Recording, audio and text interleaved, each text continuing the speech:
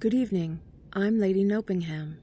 Tonight, I bring you part 1 of a 3-part series called The Sun Never Rises in Emerald Bay by Lady of Hell from Reddit.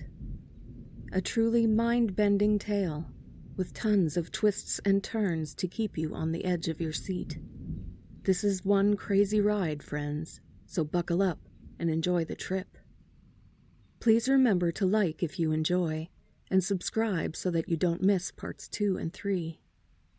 Now, let us embark on this journey together through the surreal streets of Emerald Bay. The Sun Never Rises in Emerald Bay, Part 1. I have to make something clear before we start. This is not my story. Some of my friends are really into urban exploration, and they came across this diary in an abandoned building in the woods. I don't know the exact location, and I didn't ask. They brought this to me because they know I'm interested in paranormal things, and I chose to upload it here. I did paraphrase some things, cut the incoherent rambling of some parts, and changed the indirect to direct speech to make this easier for you to read. But for the most part, of course, this is taken directly from the diary. It's a long story, too much for a single post, so I decided to split this into 3 parts. Enough of my rambling, here's part 1. To anyone who reads this, please promise to tell my story. I need people to know about this. That's why I'm taking my time to write everything down. So if you come across this, heed my warning. Stay away from Emerald Bay. Let me start from the beginning. The first thing I remember is walking through the woods. I didn't know how I got there, what woods I was wandering through, or where I was going. My mind was flickering. I had trouble piecing any coherent thoughts together. All I knew was that I had to keep walking. My clothes were torn, I wore no shoes, and the coarse ground hurt my feet. I pushed strands of hair from my eyes and felt my skin burning hot against my fingers.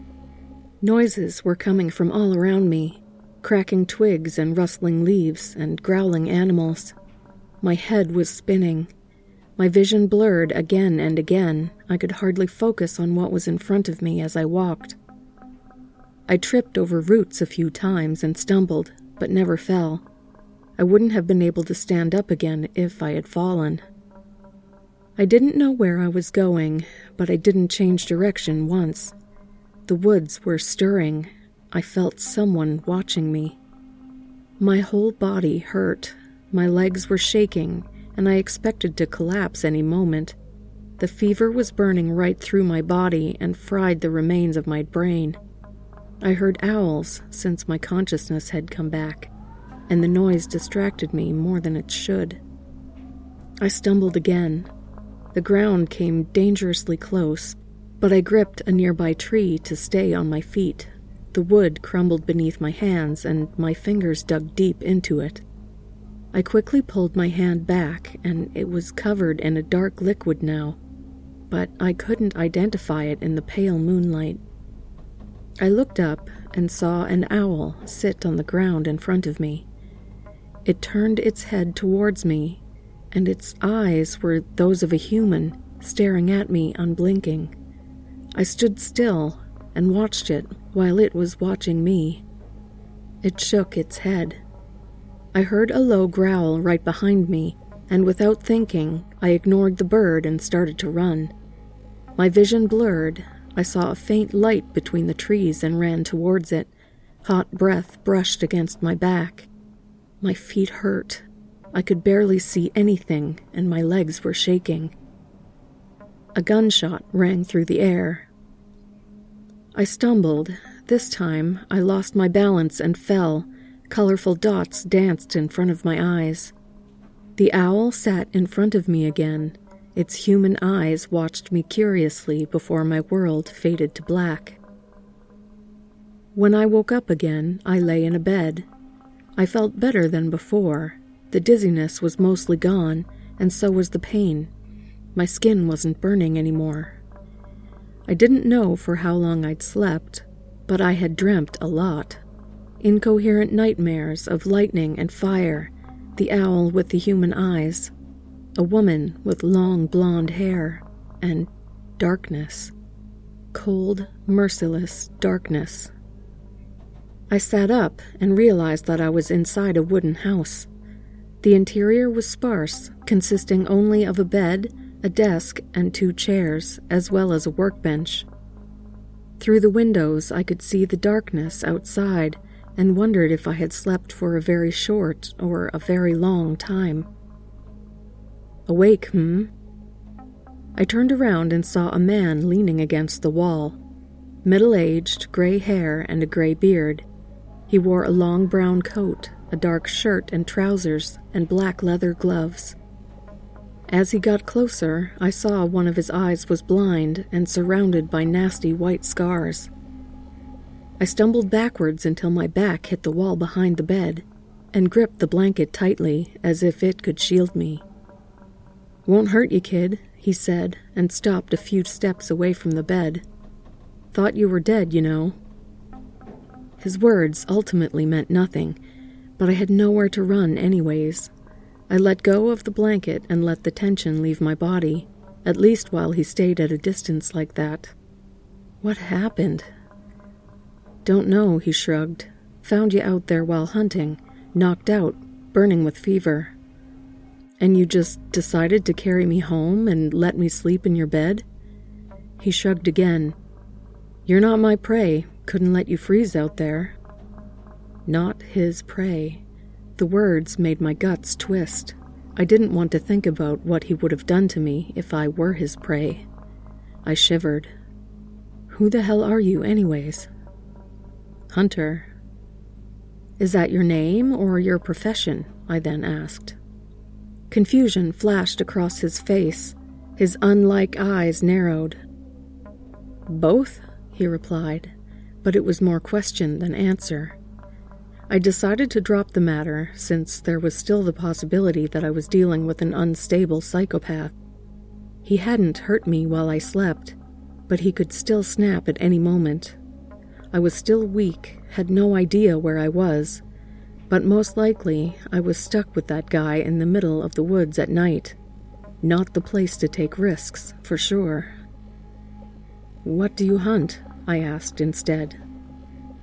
He moved, and I tensed immediately, but he stayed away from the bed.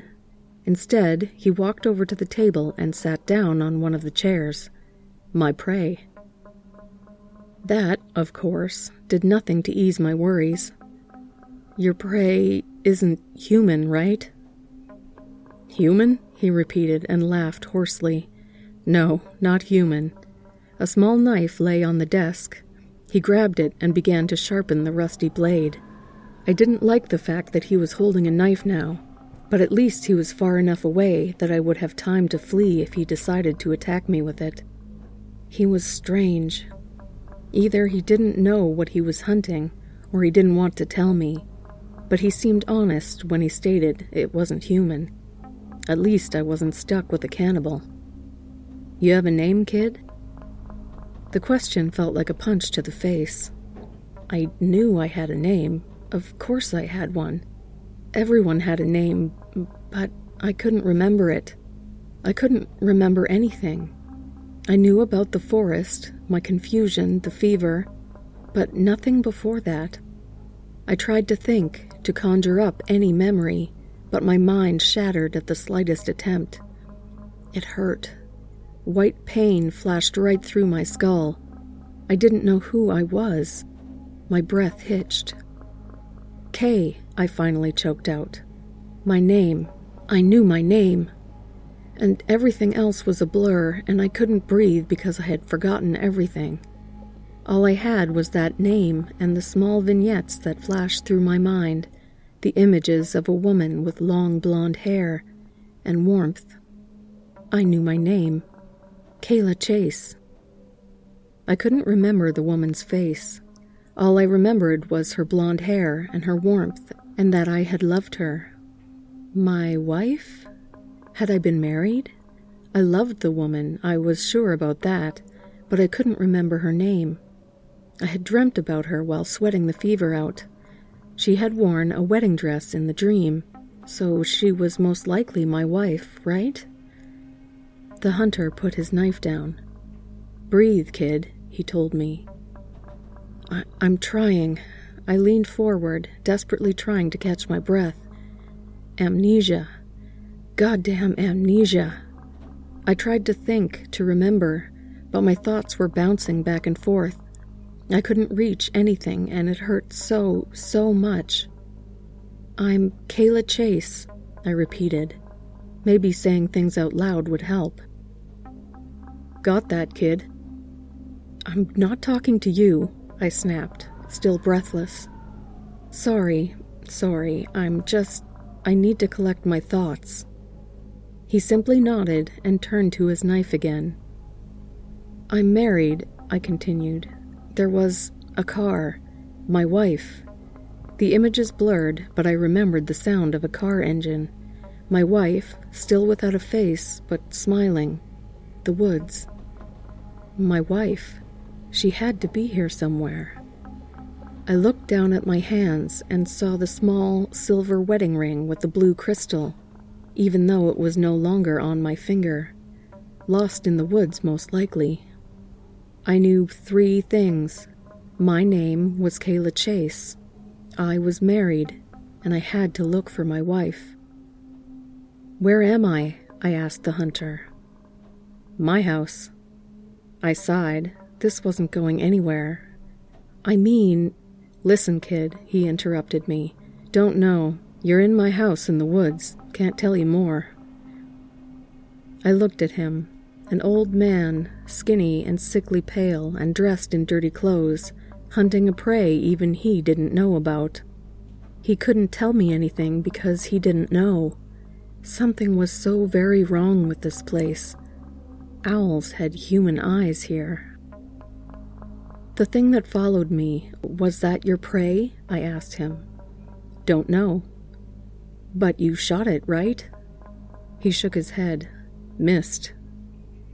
I wasn't afraid of him anymore. I was afraid of the place I was stranded in. Something was off. These woods, this hunter, the prey, the owl, my amnesia. There was something just not right about all of these things. And I was still a little dizzy. Thinking about it was way harder than it should be. "How long have you been hunting it already?" He looked confused again, blinked once, twice, and put the blade back down. "A while," he answered. "Time's weird." Time was certainly a lot of things, but weird was not one of the words that would have come to my mind. Maybe he was insane. It would make so much more sense to think that. 2 people who have lost their mind sitting in a cabin in the woods. The owl had just been a dream of my fever-ridden mind, and so had been the prey. I cursed myself for thinking anything else, but wasn't it understandable, considering my amnesiac mind? I pointed at the window. "How long till sunrise?" "Just told you, kid. Time's weird." I thought of someone else who was way weirder than time, but I didn't say that out loud. There was no reason to argue with him anyways. I had to find my wife and get out of here, wherever I was. Or maybe just get to a phone somewhere and call the police. Either way, finding actual civilization was my main goal for now. Getting the police involved was part 2, and then I'd get my wife. I got out of the bed and brushed dirt and debris from my body. "I need to get to the nearest town," I told the hunter. "Figured as much," he replied. "Shouldn't be too far if you follow the lights." He took the knife once again, spun it in his hand so the blade was between his fingers, and held it in my direction. "You might need this." I took the blade from him. "Thank you for everything." He shrugged and stood up. "Be careful out there, kid," he said, and walked over to his workbench. He took the shotgun that was placed there, and I gripped my newly acquired knife tighter, ready to fight him if he decided to do something stupid, but he held it towards the ground. "Need to get back to my hunt," he explained, and went outside without another word to me. Definitely insane, I decided. At least I had a weapon now. Most likely I wasn't going to need it, ever, but it certainly couldn't hurt to carry it around for a while. I exited the house barely a minute after the hunter had left, but the man was nowhere to be seen. Disappeared into the darkness of the forest, apparently. I turned towards the cabin again to close the door, but it had already fallen shut behind me, and there was no light visible through the windows. I hadn't turned the lights off when I left. A cold shiver ran down my spine. I held onto my knife. I should reach the town and get the police involved as soon as possible. The faint light the hunter had mentioned glowed on the horizon, and I began to walk towards it. Cold wind tugged on my torn clothes and made me shiver again. I heard the owl again, but I didn't turn to look at it. I didn't want to know if it still had human eyes. The town was much nearer than I had expected after seeing the distant lights. It was hard to say for how long I walked, considering I had no watch or phone with me, but I wasn't even exhausted when I arrived at the sign that said, "Welcome to Emerald Bay." Did I know this town? The name certainly didn't trigger any memories. Most houses lay dark in front of me. Streetlights flickered and barely lit the road. The town was deserted and eerily silent. Of course, I didn't know what time it was, but wasn't there always somebody outside? Yet the silence was absolutely deafening. I couldn't even hear cars in the distance or anything. With the knife tightly in my right hand, I stepped onto the road and walked towards the center of the town that was apparently Emerald Bay. There was not a single car on either side of the street, not even parked ones. The houses all looked similar, rectangle, multi-apartment buildings in plain colors. Some windows were lit, but no people could be seen in them. My footsteps echoing from the asphalt was the only sound for several minutes, and I got paranoid, looking behind me every few seconds because I felt watched, like something was following me. But no matter how often I looked, there was nothing to be seen in the darkness behind me. I only needed to find a police station, I thought. As soon as I got there, everything would be fine. They would find out who I am and how I got here. They would get my wife and send us home, and I would recover from the amnesia with her help. It would be okay. Of course it would be. I still had no idea where I was going. For a while, there was nothing but the road and the apartment complexes and the flickering lights. The full moon stood on a cloudless sky, and it hadn't moved an inch since I had started to walk from the hunter's house. The knife felt heavy in my hand. There were no street signs, no road names, no numbers on the houses. I've walked for a while and had yet to see a single car. I felt like I was in a survival horror game. I had liked them before, right? Before? There was a faint memory of me sitting on the living room floor and screaming at stupid jump scares. And someone next to me. My wife. I could hear her laughter as if she was actually with me. There was finally a corner right ahead of me, and I got a bad feeling. Nothing I could name, just a general uneasiness. The temperatures around me seemed to drop a few degrees as I got closer. There was a street lamp right at the corner, and it flickered so fast that it almost made me dizzy. It was still silent. I held the knife in front of my body, blade facing away from me. My heart was racing. I didn't want to go. I wanted to turn around and run, yet I had no reason to. There was still nobody around. I reached the street lamp. At first I didn't realize what I was looking at. My mind just couldn't process the sight. I was frozen in place and stared at what lay under the lamp, illuminated by the flickering light. It was bloody, pale but very bloody, clothes tearing at the seams, Remains of a police uniform on a broken body, head facing in the wrong direction, eyes wide with terror. Bleeding from so many wounds, mouth open in a silent scream, face sliced open beyond recognition. The first human I came across in this godforsaken town was a dead policeman.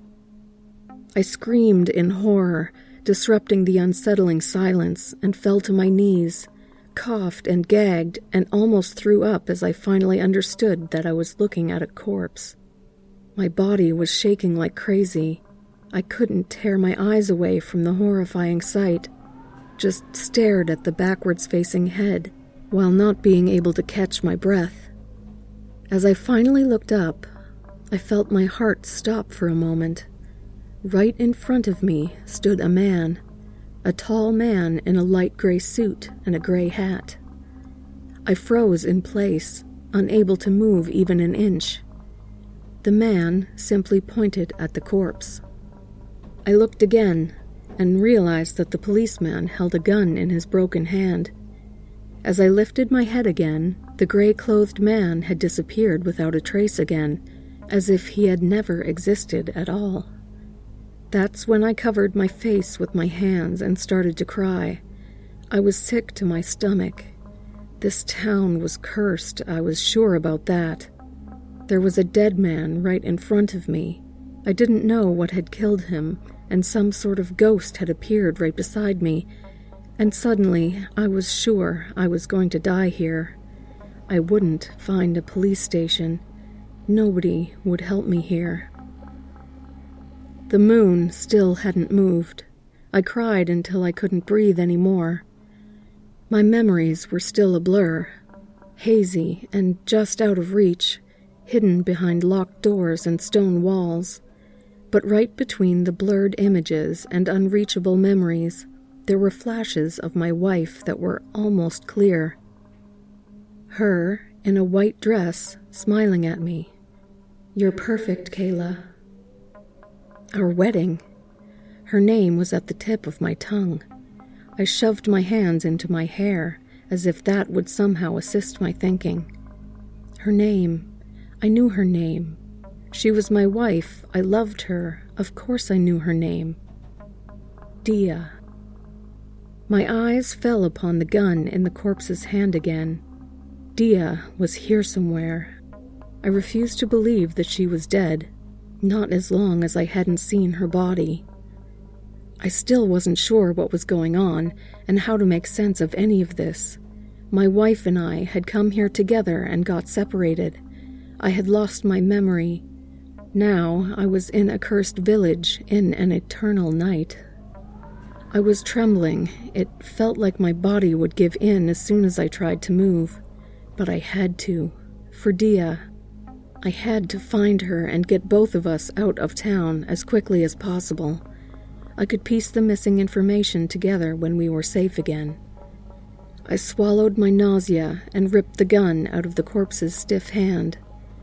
Touching the cold skin made me shiver, but as soon as I held the weapon in my hands, I felt better. Without even thinking, I checked how many bullets I had left in the gun, and was pleasantly surprised when I saw that only one was missing. Then it hit me.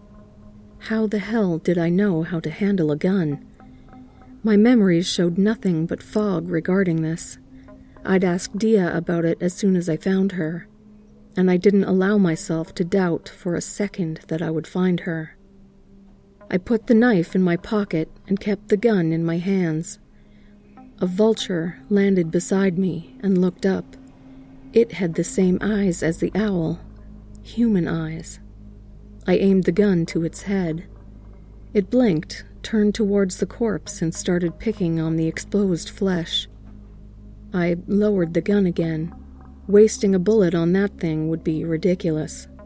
The eyes were unsettling, but that was the least of my problems, considering the dead man and the ghost. I didn't want to watch the vulture pick the body apart, so I turned around the corner and walked away. This place was cursed. I didn't even know where to go to get away from here. I still felt like lightning was flashing through my brain. I was dizzy, but I knew two things. My name was Kayla Chase. I had to find my wife. The street stretched out towards the dark horizon, and I tried to remember what a sunrise looked like. The memory was faded, almost colorless. I hoped I'd see another one, maybe when Dia and I got out of here, driving away together towards the rising sun. The gun was cold and heavy in my hand as I walked down the road. There were no cars, no people, just never-changing apartment complexes. I wasn't sure what exactly I was searching for, but I assumed I'd recognize it as soon as I came across it. My mind kept returning to the dead policeman, and the memory made me sick. I wondered what had killed him. Hopefully, I wouldn't come across the thing, but I wouldn't hesitate shooting it if I did. Assuming that bullets would stop it, of course. This town was cursed after all. Birds had human eyes here, and corpses lay on the streets. I walked without expecting to reach the end of the road. For how long, I couldn't tell. Quite a while without anything ever changing, until suddenly I saw the man in the gray suit again. I came to a sudden halt and lifted the gun. Maybe it wouldn't do anything against the ghost, but I would try. The weapon trembled in my hands. The gray man, as I decided to call this thing, didn't move at all. Overall, he didn't seem hostile. He just stood next to the door of one of the buildings and pointed towards said door. His gray eyes stared at me. His expression was completely neutral. "You want me to go inside?" I asked him. My voice sounded strange in the silence. He didn't react at all. "Why should I trust you?" I continued. "You could lead me into a trap." Still no answer from him. He had shown me the gun, I remembered. Something about him made my skin crawl, but he wasn't hostile towards me, and I needed all the help I could get. Slowly, still with the gun pointed at him, I walked towards the door. His eyes followed me, but he didn't move at all. As soon as I grabbed the handle of the door, he simply vanished without warning. Seeing him fade out of existence like that made me jump, but I calmed down quickly. At least he didn't attack me or anything. I pushed the door open, and instead of the stairs I'd expected, I entered a decent-looking flat. It was dimly lit and completely devoid of any personality, a little like a hotel room. At first, I checked each of the 3 available rooms for possible threats, gun always in my hand. But as it turned out, the apartment was completely empty. The gray man had led me to a safe place. As I was sure there were no threats in my immediate proximity, I allowed myself to collapse on the sofa. My head hurt. I was confused and desperate. I barely knew who I was stranded in a cursed town. My wife was lost and maybe in danger, and I had absolutely no idea where to go. I tried to remember, tried until my head hurt even more, and nothing came from it. Fragments, that was all I had. Dia's laughter, her wedding dress, the way she had smiled. "You're perfect, Kayla." The car, a faded sunrise. Lightning, fire, cold, merciless darkness. And the woods, when suddenly everything was clear again. I lay flat on the sofa and cried for a life I couldn't remember. At some point I fell asleep, and when I woke again, the light in the kitchen was turned on. I knew I had turned it off when I had left the kitchen after checking it. It took a few seconds until I had recovered from my intense dreams enough to realize what that meant. Again, my nightmares had shown fire and darkness. The pain I had felt was still echoing through my body, even though I was awake now. The only pleasant thing about it had been the images of Dia that were way clearer in my dreams than in my memories. I forced myself to calm down, took a deep breath, and picked up the gun. Something was right there, in the kitchen. Whatever it was, I sure hoped a bullet through the head would kill it. How did I even know how to handle a gun well enough to shoot something in the head? I approached the door slowly, and just for the fraction of a second, I allowed myself to hope that I would find Dia there, that the gray man had led me directly to her. The naive hope was crushed the second I stepped over the threshold. The woman that sat at the kitchen table was definitely not my wife. She was a bit older than me, maybe around 30, white-haired and pale as a corpse. She held a needle in one hand and sewed a white string in a cross pattern right through the skin of her arm. I moved slowly, not taking my eyes off of her for a second, gun pointed at the head. "Who are you?" I asked. She looked up, exposing a frail face and white eyes. "Sit," she said, and pointed at the free chair opposite of her. No need to waste a bullet yet, I thought, and sat down, still with the gun pointed at her. My heart was racing so fast it almost hurt. She didn't appear aggressive, but just watching her sew patterns into her skin made me nauseous. This had to be incredibly painful, for a human at least. I didn't look away for a second, but she moved faster than anyone could react. Before I could realize what was happening, she had reached over the desk and ripped the gun out of my hand, throwing it to the other side of the room. I immediately tried to reach for my knife that I still had in my pocket, but she held both of my hands in an iron grip. I jumped from my chair. It fell backwards and hit the floor with a loud bang. I tried to free my hands, used all my strength to get away, but she didn't budge. "Let me go," I screamed at her. "Get your hands off of me, you psycho."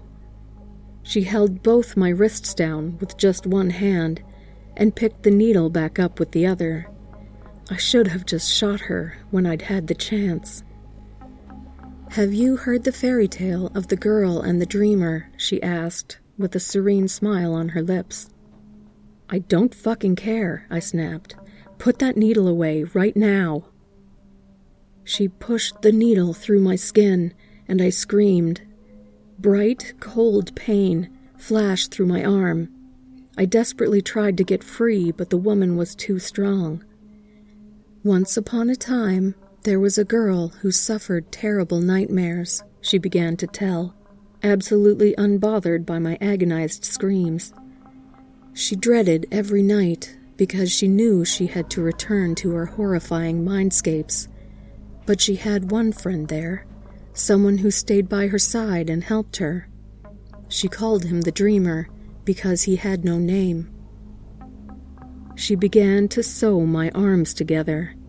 The pain made me cry, tears obscured my vision, and I tried to blink them away. She showed no mercy, of course, just continued her cruel work.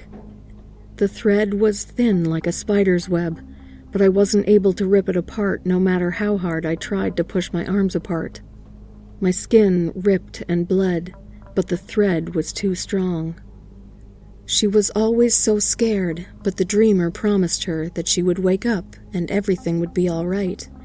He told her that every nightmare had an end, and she believed him.